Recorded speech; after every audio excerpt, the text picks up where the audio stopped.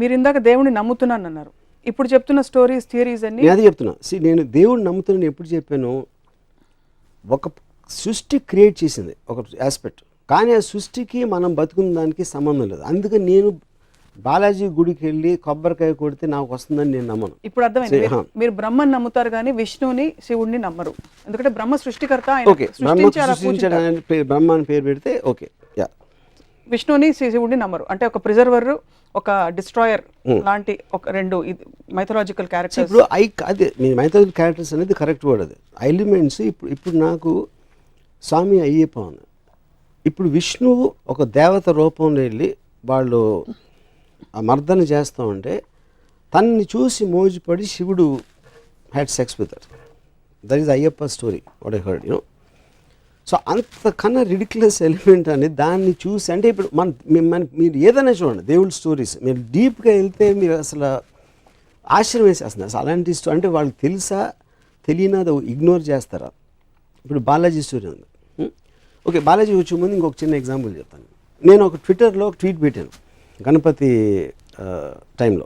పురాణాల గురించి మనం ఎలాగో మళ్ళీ మాట్లాడతాం. ఐ థింక్ ఇట్స్ ఇన్ దేవుడు కాన్సెప్ట్ వాట్ ఐఎమ్ టాకింగ్. అంటే నేను అనేది దేవుడు అంటే ఏంటి, మనం భగవంతుడిలా కొలిచి పూజలు చేసి తన మొలాన మనకు వచ్చేస్తున్నాయి అనే దాంట్లో వాళ్ళందరి డెఫినేషన్ ఉంటుంది. అవును, బ్రహ్మ అనేది ఒక కాన్సెప్ట్, కానీ బల్క్ ఆఫ్ ద పీపుల్ దేవుడిని పూజిస్తారు, వినాయకుడిని పూజిస్తారు, బాలాజీని పూజిస్తారు, అయ్యప్పని పూజిస్తారు. So I think they are in the same category. Varma గారి అభిప్రాయం దేవుడి గురించి అంటే ఆయన ప్రపంచాన్ని సృష్టించి వదిలేశారు, ఆయన పని అయిపోయినా ఆయన మూలను కూర్చున్నారు, అంతేనా? మనం అంటే ఇప్పుడు చేమలు ఉన్నాయి, దోమలు కూడా ఉన్నాయి, గొంగుళిపూర్లు ఉన్నాయి, బొద్దింకలు ఉన్నాయి. బొద్దింకలు ఎందుకు క్రియేట్ చేశారు? మనకి జలుబిచ్చే వైరస్ని ఎందుకు క్రియేట్ చేశాడు? మనుషుని క్రియేట్ చేసాడు, ఓకే, మనకు బాగానే ఉంటుంది కాబట్టి మనకు బాగానే ఉంది. బట్ అన్నిటినీ కూడా ఆ సృష్టి క్రియేట్ చేసింది. మీరు సినిమా కానీ మనిషిగా నాకు బొద్దింకలు దోమలు ఉండటం నాకు ఇష్టం లేదు. కానీ సృష్టి క్రియేట్, ఎందుకంటే నాతో సంబంధం లేకుండా తన ఇష్టం వచ్చినట్టు రకరకాల జీవరాశిని సృష్టించి పడేసాడు దేవుడు. ఓకే, సో అప్పుడు ఆ దేవుడికి నన్ను ఒక్కడనే బాగా చూసుకో, మిగతా అందరినీ పక్కన పెట్టేసి మిగతా జీవరాశులు అందరూ నాకు ఎందుకు అని కొబ్బరిగా కొట్టేస్తే నా పని చూసుకో అనే మనస్తత్వాన్ని దాని గురించి మాట్లాడుతున్నాను. సో ఇది భక్తులతో మీకు ప్రాబ్లం, దేవుడితో కాదైతే మీకు 100% మీకు భక్తులతో ప్రాబ్లం. రెండోది, మీరు జీవరాశులు ఎందుకు జలుబిచ్చే వైరస్ని క్రియేట్ చేస్తారంటే మీరు సినిమా తీస్తారు, కేవలం ఒక పోలీస్ని పెడితే సైకో మీరు సినిమా తీయచ్చు, మీరు సీరియల్ కిల్లర్ మీరు సినిమా తీయచ్చు. పోలీసులకు పని ఇవ్వాలంటే సీరియల్ కిల్లర్స్ ఉండాలి. కరెక్ట్. అలా మీకు పని పెట్టాలంటే, మనకు పని పెట్టాలంటే దేవుడు అన్ని రకాల జీవరాశుల్ని పెట్టి ఒక it's a play of various characters. You are speaking for him. What his intention is I don't know. You are putting words into God's mouth. Yeah. So, but it again still my answer stands for it. Whatever his intention is, he created. ఏది స్పెషల్గా చూడాల్సిన దాని అవసరం దానికి లేదు, at least ఆ ఉద్దేశం లేదని చాలా క్లియర్గా తెలిసిపోతుంది. లేదంటారా? 100%. ఎందుకంటే ఇప్పుడు ఒక సునామీ వస్తుందండి, అది ఏమి విచక్షణ లేకుండా మొత్తం అన్ని రిలీజియన్ ఆడవాళ్ళని పిల్లల్ని అందరినీ చంపకుండా పోయింది. 2006లో 2.5 lakh పీపుల్ చచ్చిపోయారు. ఆ 2.5 lakh పీపుల్ ఒక కామన్ ఎలిమెంట్ ఆఫ్ ఉంటుంది అనేది నేను నమ్మను. దాని తర్వాత may their souls rest at peace అంటారు ఎవరు మనోళ్ళు. ఏది చేసింది యాక్ట్ ఆఫ్ గాడ్ అని లీగల్ డెఫినేషన్ ఉంది. Any kind of a natural calamity is called act of God. That is actual definition legally speaking. Okay, దేవుడు సృష్టించిన దాని వల్ల జరిగినది. అది జరిగినప్పుడు మీరు మీ మేనేజర్ తప్పు చేస్తాడు, లేకపోతే మీ గవర్నమెంట్ తప్పు చేస్తుంది, లేకపోతే మీ ఇంట్లో ఎవరో తప్పు చేస్తే మీరు ఇమీడియట్గా కోపం వస్తుంది. దానివల్ల ఒక హామ్ క్రియేట్ అయినప్పుడు అంత పెద్ద హామ్ క్రియేట్ చేసిన దేవుడిని మాత్రం మీరు బ్లేమ్ చేయరు. ఎందుకు? భయం. ఎందుకంటే మీకు ఆఫీస్లో మేనేజర్ మారితే ఇంకోటి వస్తాడు, గవర్నమెంట్ మారితే ఇంకో గవర్నమెంట్ రావచ్చు, కానీ దేవుడు మారితే ఇంకెవడో రాలేడు. కాబట్టి ఆ ఒక్క హోప్ ఉండాలి. కాబట్టి భయంతో దేవుడిని మాత్రం ఎప్పుడు బ్లేమ్ చేయరు. సో నేను మళ్ళీ నేను చెప్పేది ఏంటంటే, దేవుడు అనేది క్రియేటర్, మీరు బ్రహ్మ అనండి, దేవుడు అనండి, ఏదన్నానండి, that is not to be debatable. Because ఏదో ఒకటి క్రియేట్ చేసి ఉండాలి. వాట్ ఎవర్ దానికి షేప్ ఉందా, ఫామ్ ఉందా, whatever the scientific origin అనేది, all of them are coming under one definition. నమ్మే వాళ్ళ గురించి మాట్లాడుతాను. So that is what I'm saying. I don't believe in the devotees aspect. వాళ్ళకి ఏం అర్థం అవుతుంది దాని గురించి. భక్తులు దేవుడితో పెట్టుకునే ఈక్వేషన్ మీద మీకు చిరాకేస్తుంది. చిరాకు is not the right word. I find it funny.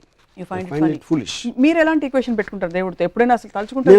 అబ్సల్యూట్గా. Because I strongly నేను బిలీవ్ చేస్తాను దేవుడి స్కీమ్లో నేను లేను.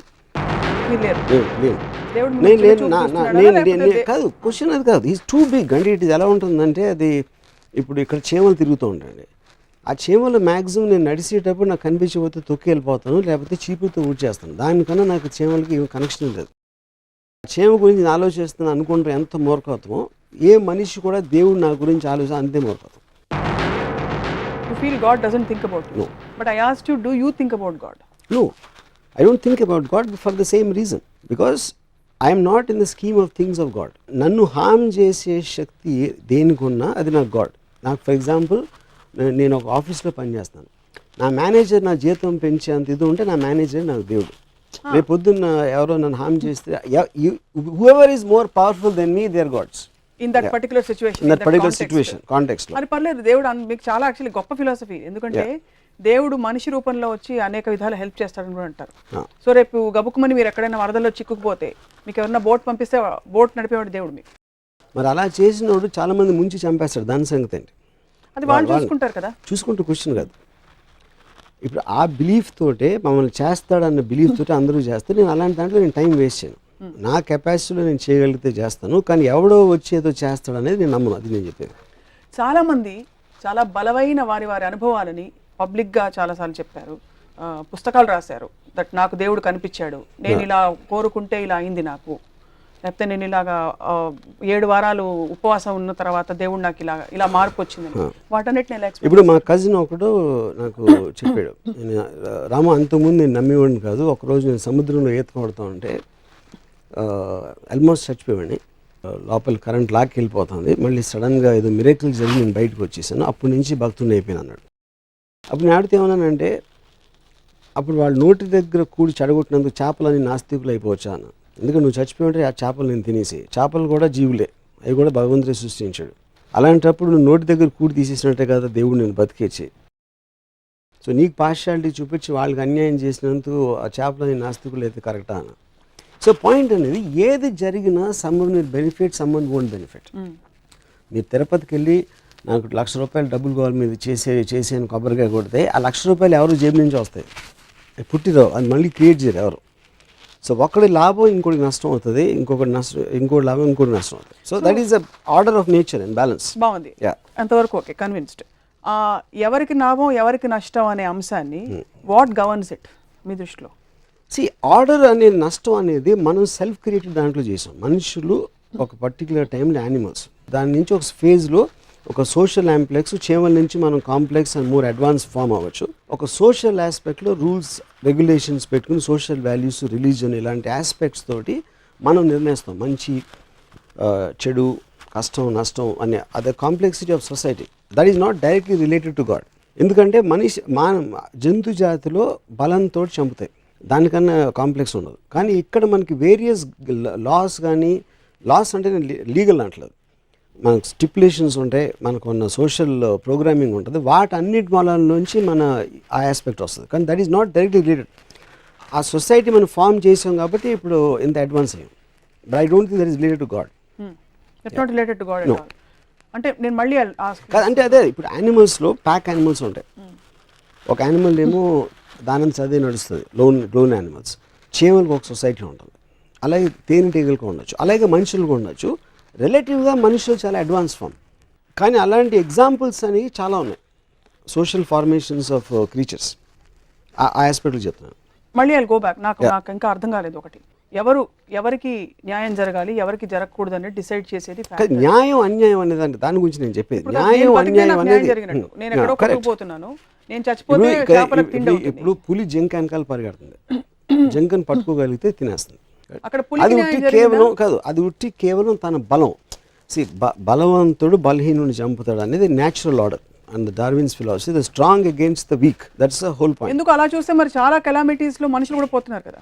అప్పుడు కెలామిటీ అనేది బలం, కెలామిటీ అనేది టైగరు, మనుషులు అనేది జింకలు కెలామిటీలో. సో ఇక్కడ coming back to this, so బలవంతుడు బలహీనుని చంపుతాడు అనేది నేచర్స్ లా. దాన్ని సోషల్గా మనం రివర్స్ చేసి రూల్స్ రెగ్యులేషన్స్ పెట్టుకున్నాం. దాన్ని గవర్న్ చేయడానికి వి క్రియేటెడ్ ఎ గాడ్. ఆ దేవుడిని క్రియేట్ చేసి దేవుడు ఇలా చేస్తే శిక్షిస్తాడు. ఇప్పుడు ఎందుకంటే మనుషులు శిక్షించట్లేదు, ఐ మీన్ తప్పులు చేసిన మనుషులు, పాపాలు చేసిన మనుషులు కూడా మనకన్నా బెటర్గా ఉన్నారు అని మనం చూస్తూ ఉంటాం ఎప్పుడు. అప్పుడు ఏమంటారు, వాళ్ళు ఏమి చేయలేరు కాబట్టి పైకి వెళ్ళాక దేవుడు శిక్షిస్తాడు. నువ్వు మంచి చేస్తే స్వర్గానికి వెళ్తావు, తప్పు చేస్తే నరకానికి వెళ్తావు అనేది కాన్సెప్ట్. సో ఈ గ్రూప్ కెలామిటీస్ లో ఇది వర్తిస్తుంది మీరు చెప్పింది. నేచర్స్ ఫ్యూరీ ఆర్ లేకపోతే ప్రకృతి It వైపరీత్యం is దేవుడి శాపం is bigger than this 200,000 people. ఇది of course anything more powerful. It's not about nature's calamity. Correct. ఒకే కెలామిటీలో కొంతమంది పోతారు, కొంతమంది బతుకుతారు. అవును. అది ఎందుకు జరుగుతుందంటారు అయితే? అది నేను అడిగిన క్వశ్చన్. అప్పుడు ఆ డిస్క్రిమినేషన్ ఎందుకు చూపించడం అనేది నాకు క్లియర్ కట్గా తెలియకపోతే ఏ బేసిస్లో నేను ఆ సిస్టమ్ని నమ్మాలి? అదే నేను అడిగిన క్వశ్చన్. ఓహో. సో బేసికలీ వీళ్ళందరినీ ఈ కారణంతో నేను చంపేశాను, వీళ్ళందరినీ ఈ కారణంతో బతికిచ్చాను అన్నది క్లారిటీ ఉన్నప్పుడు it is a legal system. వీళ్ళు తప్పు చేస్తున్నారు కాబట్టి జైల్లో ఉన్నారు, వీళ్ళు తప్పు చేస్తున్నారు కాబట్టి ఉరిశిక్ష చేస్తున్నాం, మీరందరూ మంచిగా మిమ్మల్ని ఏం చేయట్లేదు అనే క్లారిటీ నాకు మామూలు మనిషి ఇచ్చినప్పుడు దేవుడు దానికన్నా ఎక్కువ ఇవ్వాలి. దేవుడు మనిషిని క్రియేట్ చేశాడు నాకు తెలియదు, కానీ మనిషి మాత్రం డెఫినెట్గా దేవుడిని క్రియేట్ చేశాడు. మనిషి ఎవరిని క్రియేట్ చేశాడు? బాలాజీని క్రియేట్ చేశాడు.